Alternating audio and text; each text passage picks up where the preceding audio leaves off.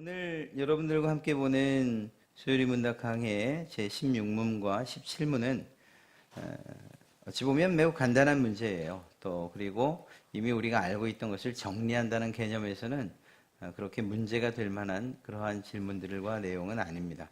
그러나 그럼에도 불구하고 이 내용들을 마음에 잘 새길 필요는 있어요. 왜냐하면 우리의 본질적인 인간의 본성을 그리고 또 우리는 어떤 존재인가에 대한 그 정체성을 우리로 하여금 알게 해주기 때문인 거죠. 그리고 나서 그러한 자가 어떻게 변화되어지는가, 그리고 이제 앞으로 우리가 보게 될 우리의 삶의 근본적인 변화가 이것이 얼마나 우리에게 복된 일이고 기쁜 일인가, 이것을 깨닫게 해주기 때문입니다. 즉, 우리의 원래의 상태를 깊이 있게 깨닫는 것, 이것이 정말로 큰 기쁨으로 나가는 그러한 길이 될 수 있다는 것을 오늘 살펴보고자 합니다.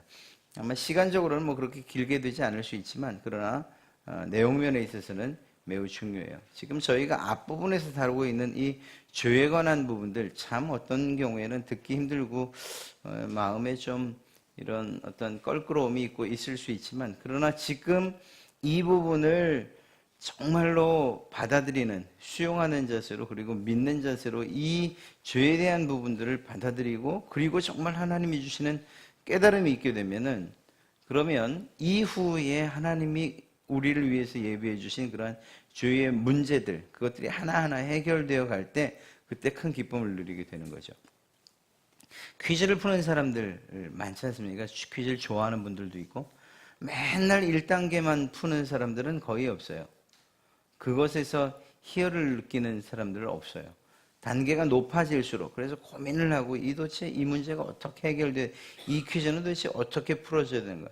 숨은 그림 찾기도, 그러니까 우리 퍼즐 조각으로 합시다. 10조각짜리 맞추고서는 기뻐한다? 그건 단계가 있어요. 때가 되면 1000조각도 맞춰야 되고, 뭐 며칠씩 걸려서 1000조각 그 퍼즐만. 힘들고 어려운 일, 그리고 그것이 문제임을 알 때 그것이 해결되어지면 그에 상응하는 큰 기쁨을 누리게 되는 거죠. 즉, 우리 그리스도인들이 어떤 면에서 그리스도인의 어떠한 힘과 능력, 그리고 파워를 가지고 살지 못하는 이유가 왜 이렇게 무기력한가? 예배에 대해서 혹은 신앙생활에 대해서 왜 스스로 책임을 지지 못하는가 하는 이런 이야기를 할 때 결국은 가장 근본적인 우리의 원래 모습에 대한 이해가 없기 때문인 거예요. 우리가 어떤 자들이었는가에 대한, 그리고 또 그 원래의 모습으로 그냥 죽었더라면, 아니면 그냥 살았더라면 우리가 어떤 상태에 이르게 될 것인가에 대한 이해가 있다면, 그렇다면 지금 이렇게 바뀌어진 우리의 신분과 그리고 바뀌어진 우리의 이 모습에 대해서 감격할 수밖에 없는 거죠. 다시 말하면 우리의 원래 모습에 대한 이해 혹은 그 상태를 잊어버리는, 이것이 지금 이렇게 무기력한 그리스도인의 삶을 살게 하는 거예요. 그런 면에서 오늘 여러분과 살피고자 하는 이 내용은 매우 중요한 것이라고 이야기할 수가 있는 것이죠. 첫 번째로 16문과 17문에 대해서 여러분들에게 질문과 또 대답을 한번 해보도록 하겠습니다. 아담의 타락은 인류에게 어떤 영향을 미쳤습니까? 인류는 죄와 비참의 상태에 빠졌습니다. 사람이 타락한 상태에서 죄에는 몇 종류가 있습니까? 원죄와 자범죄의 두 종류가 있는데, 원죄는 아담이 최초로 지은 죄에 대한 결과를 사람이 태어나면서부터 물려받은 것으로서 죄책과 원의의 상실과 인간 본성 전체의 부패이며, 자범죄는 이 원죄에서 나오는 모든 실제 죄들입니다. 말은 굉장히 어려운 것 같은데 그렇게 아주 어려운 이야기만은 아닙니다. 아담이 타락을 했어요. 선악과를 먹는 것으로 인해서 죄를 짓고 타락을 했습니다. 이러한 타락이 인류에게, 그 아담뿐만 아니라 그 아담의 후손들인 저와 여러분에게 어떤 영향을 끼쳤냐 이거예요. 이 말을 좀 쉽게 얘기하면, 사람은 날 때부터 죄인입니까 아닙니까? 라는 이런 질문에 대한 대답으로도 볼 수 있습니다. 사람은 날 때 처음 태어났을 때 선하게 태어납니까 악하게 태어납니까? 야, 이거 참 고민되는 이야기죠. 그 깨끗하고 이쁜 애들을 갖다가 악하게 태어납니다 라고 말할 수는 없고, 또 그러자니 오늘 우리가 배우고 있는 성경 말씀, 또 그 말씀을 기초로 보면 저것들도, 저 아이들도 날 때부터 악하다고 그렇게 말해야 하는 것. 여러분, 그렇습니다. 우리의 모습과 상관없이 모든 사람들은 악하게 태어나요. 왜? 죄를 가지고 태어나기 때문이고, 그 죄의 비참함 가운데 태어나기 때문인 것입니다.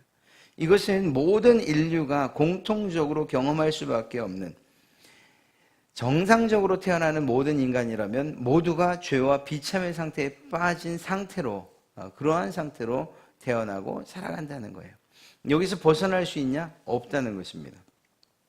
많은 사람들이 지난주 살펴봤던 것처럼 나는 아담과 아무런 상관이 없어 라고 말하지만, 그러나 그러한 원죄에 대한 거부가 그러면 의인으로 살게 하는가? 그건 아니라는 거예요. 그냥 그 개인이 살면서 늘 저지르는 죄들이 있어요. 마음속으로 저지르든 실제로 죄를 행하든. 다른 사람들이 보지 않을 때에 저지르고, 또 다른 사람들이 죄라고 인정하지 않을 따름이지, 하나님의 기준으로 볼 때에 그 죄가 아닌 것이 없다는 거죠. 그런 면에서 볼 때 모든 사람들은 다 이러한 죄 가운데 빠져 있고 그 죄의 영향력 아래에 살고 있다라는 것입니다. 이러한 죄의 문제를 인식하지 못하니까 죄로부터 해결받는 방법에 대한 그러한 소원도 없는 거예요. 물에 빠진 사람이 거기에서 도와달라고, 나를 좀 구해달라고 소리를 치고 외쳐야 되는 거죠. 물에 빠졌다는 사실 자체를 인식하지 못할 정도로 이미 망가져 있다, 정신을 잃었다거나 할 때는, 그때는 그냥 죽음으로 가는 길밖에 없는 거예요. 지금 내 모습이 어떤가에 대한 인식이 있어야 된다는 거예요. 사랑하는 성도 여러분, 이미 우리가 예수님을 믿고 구원받았음에도 불구하고 내가 원래 죄인이라는 사실에 대한 인식이 그렇게 중요합니까? 중요하죠. 우리가 지금 어떤 모습, 즉 예수 그리스도를 믿어서 하나님의 자녀 되었고 백성 되었다는 사실을, 그 사실을 감격하면서 살아가는 것 정말 중요해요. 그러나 이것이 방종이거나 혹은 다른 사람들을 배려하지 않거나 예수님께서 명령하신 그 그리스도인의 삶을 따라서 살지 않는 데에 그 이유가 있다라고 한다면, 그것은 내 모습에 대한 인식이 없기 때문인 거예요. 그냥 단지 내가 누리고 있는 권리와 그리고 내가 누리고 있는 복들에 대해서만, 지금 가지고 있는 이 모습에 대해서만 만족하고 있기 때문이라는 거죠. 다른 사람들을 바라볼 때 나도 저랬었는데, 야, 나도 죄인이었지, 이렇게 바라보는 사람과 그렇지 않고 난 의인이야 라고 해서 바라보는 그 눈은 완전히 다를 수밖에 없죠. 저 사람은 왜 저러는 거야 도대체? 그러나 그게 아니에요. 왜 저러는 거야 라고 하는 그 손가락의 끝에 사실은 내가 있었던 것이라는 거죠. 그런 면에서 이러한 죄와 비참의 상태에 빠져 있었다는 이 사실을 살펴보는 것은 매우 중요한 것입니다. 인간이 타락한 상태에서의 죄는 두 종류가 있는데 그 두 가지를 먼저 좀 살펴보겠습니다. 첫째, 원죄지요. 원죄라는 것은 아담으로 인해서 짓게 된 그 첫 번째 죄, 모든 죄의 원인이 되는 바로 그 사건을 이야기합니다. 바로 선악과를 따먹고 그리고 지은 그 죄, 바로 이 원죄를 이야기하는데, 원죄로 인한 그러한 원죄가 우리에게 끼친 영향들이 있어요. 모든 사람들은 죄를 지을 때에 모두가 똑같이 느끼는 것들이 있다는 거죠. 그것이 무엇인가 하면 첫 번째가 바로 죄책인 것입니다. 죄에 대한 책임을 지고 죄값을 치르는 것. 죄에 대한 책임을 느끼는 거예요. 모든 사람이 그래요. 이거는 특별히 마음이 강박하거나 아니면 정말 뭐라고 할까요? 철면피가 아닌 이상 모든 사람들은 죄를 지면 그 죄에 대한 책임에 때로는 두려움으로 반응하기도 하고, 때로는 정말 그 두려움이 너무 심각해서 스스로 목숨을 끊기도 하고 하는 이런 일들이 일어나는 것입니다. 죄에 대한 책임을 지고 죄값을 치르는 것, 이것이 바로 죄책이에요. 이러한 죄책감은 모든 사람들, 그래서 정말 사소한 죄이든 큰 죄이든 모두가 죄를 지었다면 이 죄책감을 느끼는 거죠. 상대방을 대할 때에 때로는 마음속으로 미안한 감정이 있어도 죄책감을 느껴요. 실제적으로 그에게 어떤 위해를 가하거나 아니면 정말 좋지 않은 일을 했을 때는 더 크게 죄책감을 느끼는 거죠. 이 죄책감을 느낀다는 것은 사람들에게 이 마음에 매우 큰 짐을 얹어 놓는 것과 같습니다. 죄가 우리에게 주는 이 첫 번째 영향, 그러면 바로 죄책감이 원죄로 인해서. 또한 두 번째는 원의의 상실이라는 것인데 원래의 의로움을 잃어버렸다는 거예요. 처음 창조될 당시에 하나님께서 아담과 하와를 지으셨죠. 죄 짓기 이전에 그들은 의로웠을까요? 의롭지 않았을까요? 당연히 의롭죠. 죄에 대해서 알지 못하니까 당연히 의로운 거예요. 그러한 의로움으로 선하고 그리고 정말 표현은 그렇지만 착하게 그렇게 살던 그 사람들이 완전한 의로움을 가지고 있었던 그런 아담과 하와였지 않습니까? 그런데 원래 그 의로움을 죄로 인해서 잃어버리게 돼요. 그런 면에서 이제는 모든 사람들이 의롭게 태어나는 일은 없다는 것입니다. 의롭게. 그리고 이제 완전한 의로움에 도달하는 일도 우리가 살아있는 동안은 불가능한 일이 되어버린 거예요. 원래의 의로움을 잃어버렸다는 것입니다. 아담과 하와도 마찬가지였죠. 죄를 짓기 이전에 그들의 의로움, 그것이 어떻게 깨지고 어떻게 상실되었는가. 그들은 서로를 향해서 부끄러움을 느끼지 못했어요. 그러나 선악과를 먹은 이후에 그들은 자신들을 서로 바라보는 일 자체도 부끄러웠을 뿐만 아니라 그래서 그것을 나뭇잎으로 가렸고 그리고 무엇보다 하나님을 대면하는 일들에 있어서 두려움을 가졌습니다. 하나님의 얼굴을 피한다. 하나님 앞에 서지 못한다는 게 뭘 의미할까요? 그것이 바로 의롭지 못한다는 것입니다. 하나님은 거룩하신 분이시기 때문에 의로우신 분이기 때문에 그렇지 않은 사람들이 하나님 앞에 설 때의 두려움을 느끼고 또 그 자리를 피하고 싶어하는 거죠. 이러한 원의의 상실, 원래의 의로움을 잃어버린 그러한 상태가 되어버렸다라는 것입니다. 그것이 이 죄로 인한 이 원죄로 인해서 우리에게 나타난 현상들이라는 거예요. 무엇보다 인간 본성 전체의 인간 본성 모든 것에 있어서 부패되었다는 거예요. 죄를 지은 것과 동시에 모든 사람들 그들은 본성적으로 부패하게 되었다는 것이죠. 어떤 것이 부패되었느냐? 지성도, 감정도, 의지도, 양심도 모두. 그래서 생각하는 것이나 혹은 마음에 느끼는 것이나 의지를 가지고 행하는 모든 일들 또는 우리 가운데 하나님이 선한 어떤 기준으로 살게 하신 그런 양심조차도 다 잃어버리게 됐다는 것입니다. 이것이 다 썩어지게 됐다는 거예요. 부패되었다는 거예요. 하나님께서 우리에게 주신 이러한 선한 것들이 죄로 인해서 변하여 부패되어진 상태가 되어버렸다는 거죠. 그런 면에서 볼 때에 그러면 이런 이야기가 나오는 거예요. 그러면 우리 스스로에게는 의롭게 행할 만한 능력이 없다는 겁니까?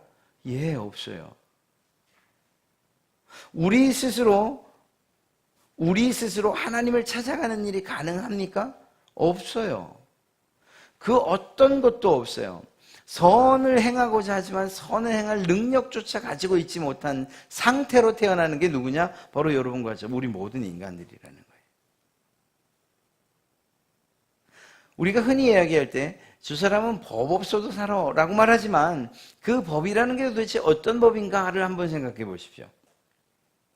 그 법은 세상이 정한 법이에요. 세상이. 그 기준이 아주 낮다는 거예요. 그 기준이.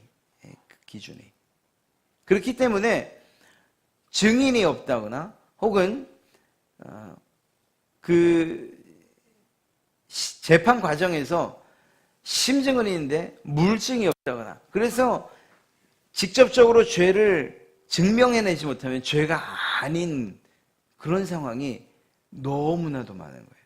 그건 왜일까요? 기준이 약하기 때문에. 예수님께서 이러한 기준을 확 높여놓으셨죠. 야, 너희는 죽여야만, 실제로 살인을 해야만 살인죄를 졌다고 말하지만 마음속에 미움을 가지고 죽이고자 하는 그러한 생각 가져서 그러면 이미 살인죄를 지은 거야 라고 말씀하시죠. 여자를 보고 음욕을 품었어. 그러면 그것 자체가 이미 그 성적인 죄를 지은 것이라고 그렇게 이야기를 하고 있다는 거예요. 세상 사람들은 누군가가 보지 않으면, 증인이 없으면, 실제적인 증거를 찾지 못하면 죄가 아니야 라고 판단하지만 하나님은 그렇게 보지 않으신다는 거예요. 우리의 마음으로부터 일어나는 모든 죄를 이미 아시기 때문에 그 모든 것들을 죄로 이야기하신다는 거죠. 그런 면에서 볼 때에 우리 모든 인간의 본성, 말씀드린 지적인, 정서적인, 의지적인, 그리고 우리의 양심조차도 이미 모두 부패되어 있다는 것을 이야기하는 것입니다. 그래서 선을 행할 수도 없고 의로하실 수도 없고 마음속으로 내가 이제는 하나님을 향해서 나가야지라고 해서 나갈 수 있다는 것이 아니에요. 그럴 수 없다는 것입니다. 이 모든 것이 정말 여러분들이 이 자리에 나왔다라고 하는 것은 그런 면에서 하나님의 은혜인 거예요. 하나님께서 여러분들에게 은혜를 베푸신 거예요. 많은 분들이 내가 교회를 선택했지요, 내가 예수님을 선택했지요 라고 말하지만 오늘 이 상태에서, 오늘 이 원죄의 영향력 아래에 있는 사람의 이 모습으로 본다면 그거는 옳지 않은 거예요.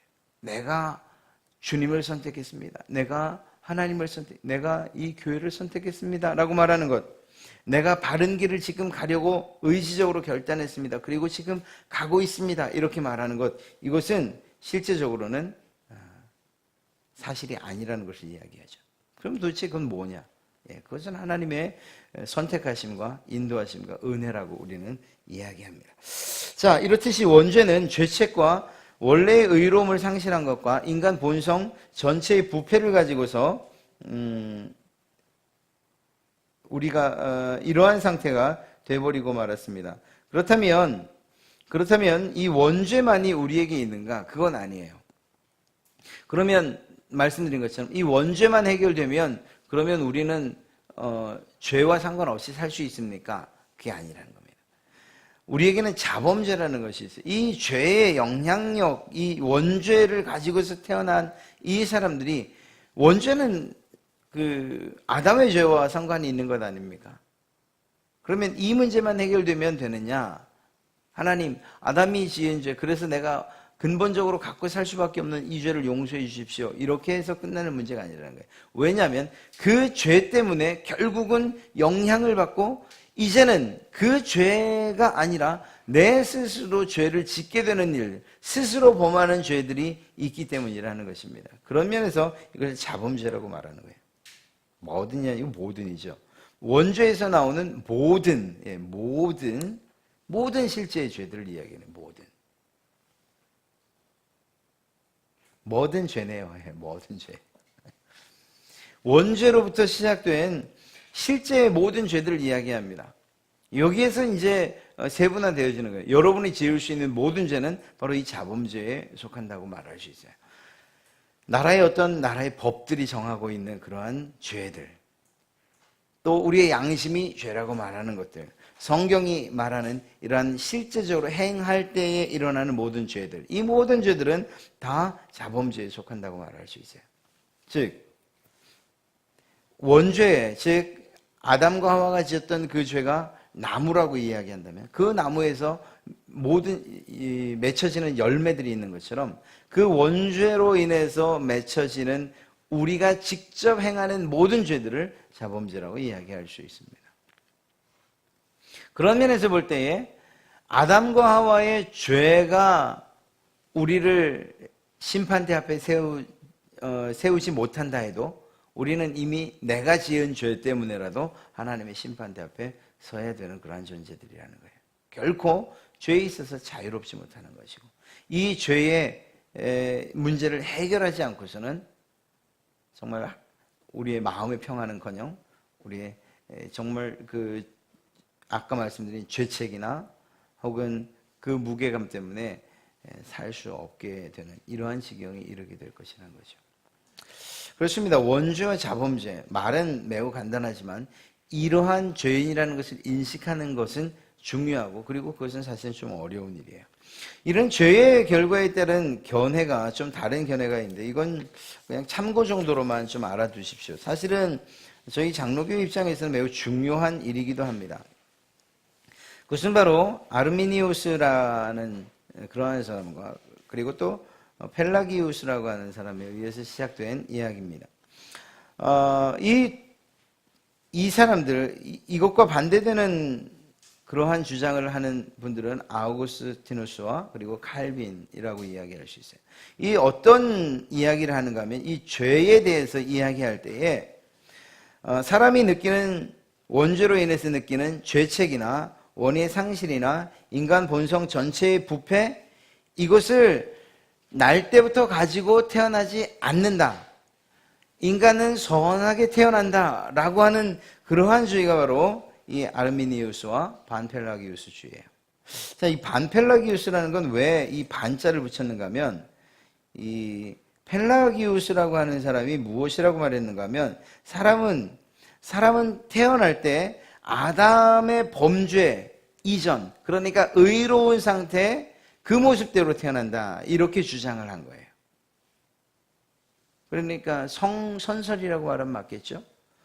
그러니까 죄를 알지 못하는 상태로 태어난다라고 주장한 것이 바로 이 펠라기우스입니다. 그러나 성경은 그렇게 말하고 있지 않잖아요. 그러다 보니까 거기에서 조금 부드럽게 이 펠라기우스의 뜻을 조금 어느 정도 수용하면서 다른 이야기를 한 그 사람들이 바로 반펠라기우스인데, 무슨 얘기인가 하면, 죄책은 물려받지 않는다는 거예요. 원죄로 인한 죄책은 그러한 죄책감이나 죄에 대한 책임은 가지고 태어나지 않지만, 그러나 오염된 상태로는 태어나기 때문에 악하다, 이렇게 이야기를 하는 것입니다. 그러니까 우리가 앞서 이야기했던 인간 본성 전체의 부패는 있지 않다. 원의도 상실하지 않았고, 죄에 대한 책임을 지고 태어난 것, 이것은 물려받지 않았다는 거예요. 그러나 사람은 이 죄로 인해서 오염된 상태만은 가지고 태어난다, 이렇게 이야기를 한 거죠. 이게 왜 중요한가, 왜 이야기를 하는 것이 중요한가 하면, 여기에 사람의 어떤 의지와 그리고 사람의 뜻을 반영시키느냐 그렇지 않느냐, 이것이 있기 때문에, 단지 이 문제, 이 죄에 대한 문제가 아니고 이 문제가 이어져서 구원에까지 이제 이야기가 되는데, 그건 우리 잠시 뒤에 살펴보게 될 거예요. 그렇게 보면 그때에는 확연하게 차이가 나게 됩니다. 이 알미니주의와 또 반펠라기우스, 펠라기우스, 그리고 나눠져서 아우구스티누스와 그리고 칼빈주의, 이 사람들의 생각이 확연하게 구별돼요. 그리고 우리는 그 가운데에서 어떤 한 선택을 하게 되는 거죠. 그리고 그 기준은 성경이죠. 이러한 모습, 이러한 상황 가운데에서 아우구스티누스와 칼빈은 무엇이라고 말했는가 하면, 죄책, 원의 상실, 인간 본성 전체의 부패, 그 모습대로 태어난다는 거예요. 아담이 죄를 지은 이후에, 그 이후에 그 사람의 상태, 죄책도 느끼고, 그리고 원래의 의로움도 다 잊어버렸고, 인간 본성 모든 것이 다 부패된 상태로 태어난다는 거예요. 다시 말하면 앞서 말씀드렸던 것처럼 스스로 의로워질 수도, 스스로 선을 찾아가고 스스로 하나님을 찾아갈 수 있는 모든 능력을 상실한 채로 태어난다는 거죠. 아담이 죄를 지은 이후에 하나님의 낯을 피했던 것처럼 모든 인간들은 태어나면서부터 하나님을 적극적으로 거부하면서 태어나지, 그 하나님을 갈망하며 태어난 일들은 없다는 거예요. 왜? 죄 때문에. 그렇게 되면 이제 문제가 생겨요. 그러면 정말 하나님을 찾아갈 수 있는 사람들이 어디 있습니까? 아니, 그렇게 모두가 다 죄책 가운데에서 그리고 오염된 가운데에서 태어나는데, 자, 그러면 도대체 누가 구원받을 수 있단 말입니까? 이렇게 말하는 거죠. 이 문제에 대해서 해결을 못하니까 앞서 말씀드린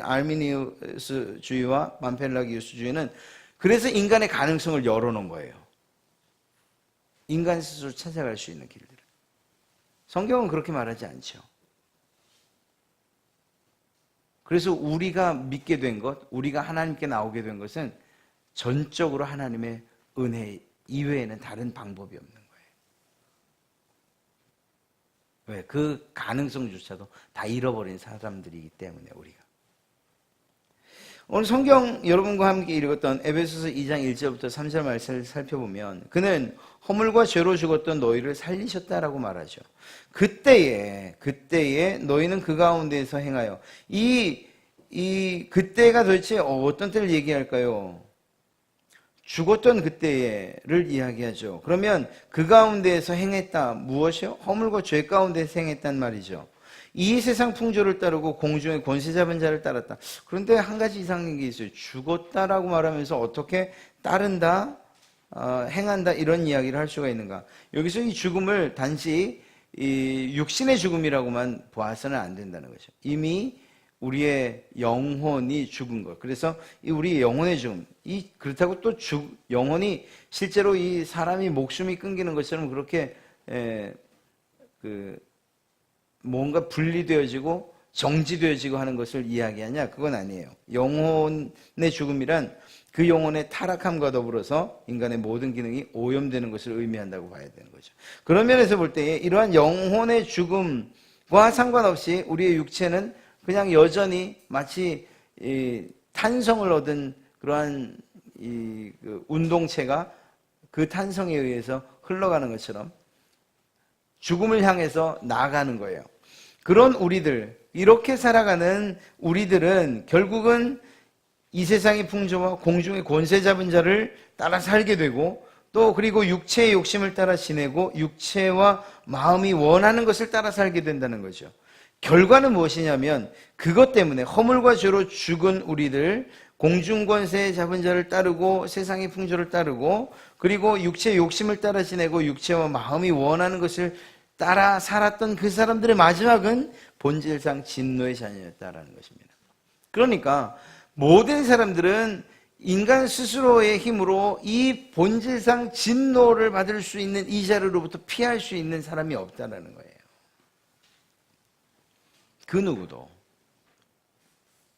그 누구도 하나님의 진노 아래에서 피할 수 있는, 스스로 피해서 하나님께로 나갈 수 있는 사람이 없다라는 것을 성경은 이야기하고 있다고요. 그런 면에서 볼 때 아우구스티누스나 혹은 칼빈이 이야기했던 죄책, 원의 상실, 인간 본성 전체의 부패를 가지고 태어날 수밖에 없었다. 그런 사실을 증명하고 있다 이렇게 이야기해도 결코 틀리지 않은 것입니다. 이러한 죄의 문제는 결국은 앞서 말씀드렸던 것처럼 이러한 구원에 대한 다른 견해로 나타날 수밖에 없는 거예요. 그 무엇인가 하면요, 말씀드린 알미니우스와 또한 반펠라기우스주의 쪽에서 그리고 또한 칼빈주의에서 다르게 이야기가 뭔가 하면 하나님의 은혜가 임할 때 인간 스스로 하나님의 은혜를 취하거나 혹은 거부할 수 있다 이렇게 주장하는 경우, 즉 구원에 대한 선택을 인간이 한다고 보는 것이 바로 이 알미니안주의와 반펠라기우스주의 이쪽이에요. 그러나 성경은 그렇게 말하지 않지 않습니까? 우리가 구원을 선택하거나 우리가 의로워지거나 우리가 하나님의 편에 설 수 있는 것이 아니라니까요. 전적으로 하나님이 우리의 영혼을 살려주지 않으시면 절대로 구원받을 수 없는 거예요. 하나님이 여러분을 선택하지 않으면 우리는 이 자리에 나올 수 없는 거예요. 하나님의 은혜가 아니면 우리는 구원받을 수 없는 그런 존재들이에요. 우리는 원래 진노의 자식들일 뿐인 거예요. 태어나면서부터 그렇게 태어났고 그리고 우리의 일생이 하나님을 알지 못하고 산 상태에서 결국 하나님 앞에 서면 영원한 지옥밖에 없는 것이 우리의 삶의 모습이었다고요.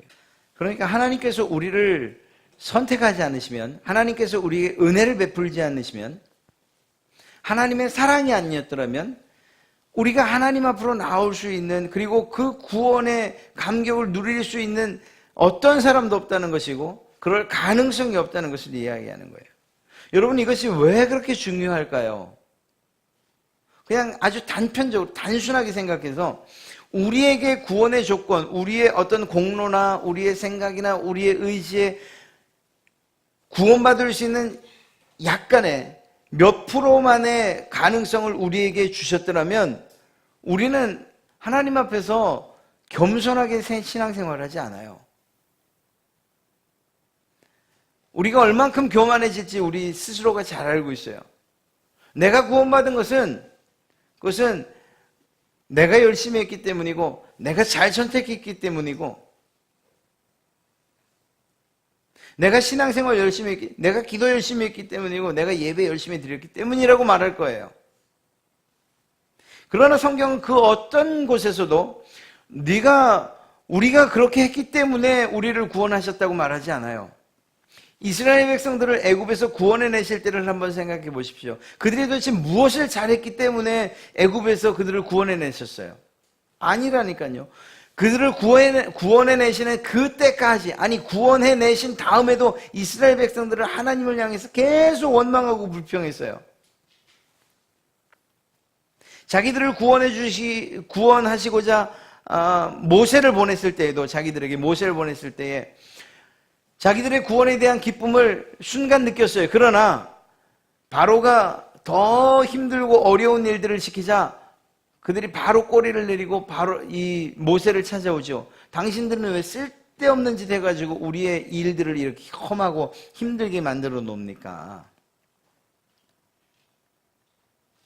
하나님께서 구원해 주시겠다고 하심에도 불구하고, 그렇게 모세를 보낸 것임에도 불구하고 그들은 단지 몸으로 하는 일들이 힘들고 어려워지자 하나님의 구원, 우리를 해방시키심, 하나님의 나라가 이루어진 이런 건 전혀 관심 없는 사람들이 돼버리고 말았다니까요. 구원해 내신 다음에도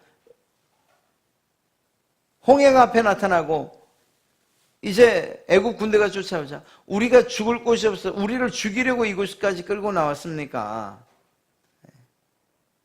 여러분 보십시오. 이것이 이스라엘 사람들만의 이야기가 아니에요.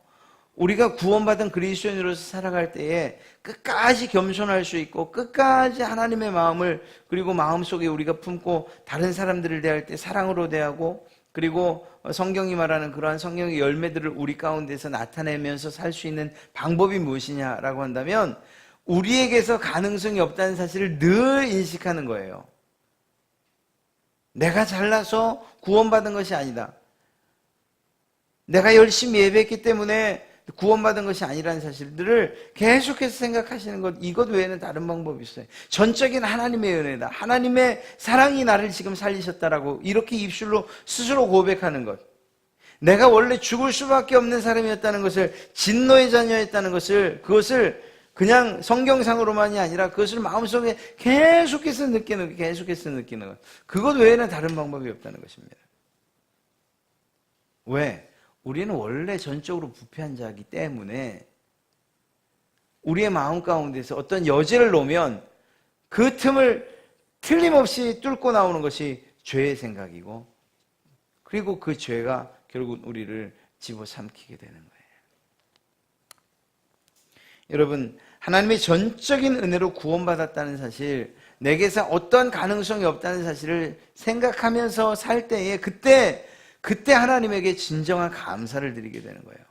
아니, 우리가 흔히 이야기하는 나 같은 것을 구원하셔서, 이게 그냥 입에 발린 소리가 아니고 실제적인 그러한 이야기가 되기 위해서, 그러한 고백이 되기 위해서라도 내 안에서의 가능성이 없다는 사실, 완전한 죄로 인해서 죽을 수밖에 없고, 우리가 가질 수 있는 것은 죄책밖에 없고, 원의도 상실했고, 전적으로 부패한 자라는 사실들을 계속해서 말씀에 빗대어서 우리 스스로 인정하고 고백하고 할 때에, 그럼에도 불구하고 구원해 주신 그 하나님의 사랑이 더욱 크게 우리에게 느껴지고, 또한 우리가 그것을 마음속에 품고 살아가게 되는 것이라는 말입니다. 하나님의 이러한 전적인, 하나님의 일방적인 은혜, 나와 상관없는, 내 의지가 아닌 하나님의 사랑의 의지로 우리에게 베풀어진 구원, 그것을 마음속에 품고 또 고백할 때, 그때 비로소 감사와 더불어 하나님께 찬양과 영광을 올려드리며 살게 될 것이라는 것입니다. 하나님께서 요구하시는 것이 바로 그런 삶 아니겠어요? 조금 나아지면, 문제가 조금 해결되면 언제 그랬냐는 것처럼 하나님 앞에서 겸손하지 못하고 또 다른 사람들 대하는 데 있어서도 예전과 다름없이 그렇게 막대하는 그러한 일들은 없을 것입니다. 세상을 살아가는 우리들에게 주신 그러한 막중한 임무를 살아가는 것, 그것은 어떤 권세를 가지고 권리를 행사하는 것이 아니에요. 세상 가운데에서 나야말로 죽을 사람이었습니다. 내가 정말 죄인이었습니다. 내겐 아무런 소망도 없었습니다. 그러한 모습으로, 그러나 하나님께서 나를 살려주셔 그 감사한 마음으로 내가 당신에게 그 감사를 되갚아주려 살아갑니다. 하나님께 받은 그 사랑 당신께 돌려주려 살아갑니다. 이렇게 이야기하는 사람들이야말로 그리스도인들의 삶이라고 이야기할 수 있는 것입니다. 사랑하는 성도 여러분, 죄에 대한 이야기를 할 때마다 사실 무거워질 수밖에 없어요. 죄 이야기를 하고 죽는 이야기 하는데 누가 좋아하겠습니까? 그러나 서두에 말씀드렸던 것처럼 이러한 죄에 대한 인식과 그리고 그 죄의 무게를 크게 느끼면 느낄수록 하나님을 향한 기쁨과 또한 그 하나님께서 우리에게 베풀어 주신 구원에 대한 감격이 그 무게에 비례해서 더욱더 크게 우리가 그것을 느끼면서 그리고 감사하면서 살아갈 수 있게 될 줄로 믿습니다.